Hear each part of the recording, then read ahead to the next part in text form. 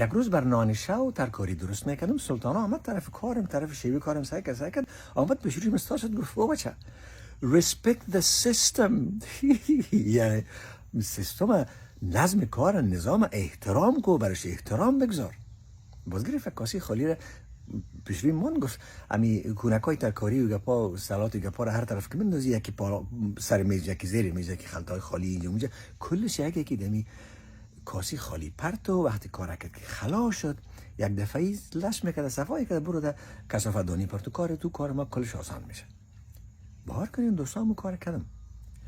بعد از او واقعا عاشق احترام گذاشتن به سیستم در کار شدم و این رفت داخل خون شد، به اصطلاح داخل دینی شد. بسیار غلط و نادرست و تصادفی هم نیست که در فرهنگ ما هم یک مثل است میگه خرکاری دریای علم است. خب اگر نیست خب برو اینشتین بر بگو بهتر اینو خر از اینجا اونجا ببر، والله یک شورش داده بتن.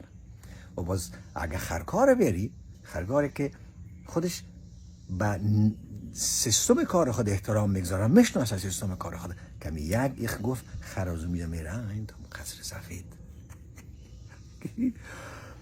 همه این گپا به این معنی که هر کاری که میکنیم، در هر وظیفه و مسلک و پیشه‌ای که هستیم، هنرمند هستیم، آوازخوان هستیم، رئیس جمهور هستیم، خرکار هستیم، موتروان هستیم، ورزشکار هستیم، عالم و دانشمند و قاری و ملا هستیم، داملا هستیم، هر چیزی که هستیم، اگر میخوایم موفق باشیم، اگر میخوایم نتیجه دلخواه به دست بریم، اول سیستم امو کار درک کنیم، بشناسیم، بعد سیستم کار خود احترام کنیم. We must respect the system.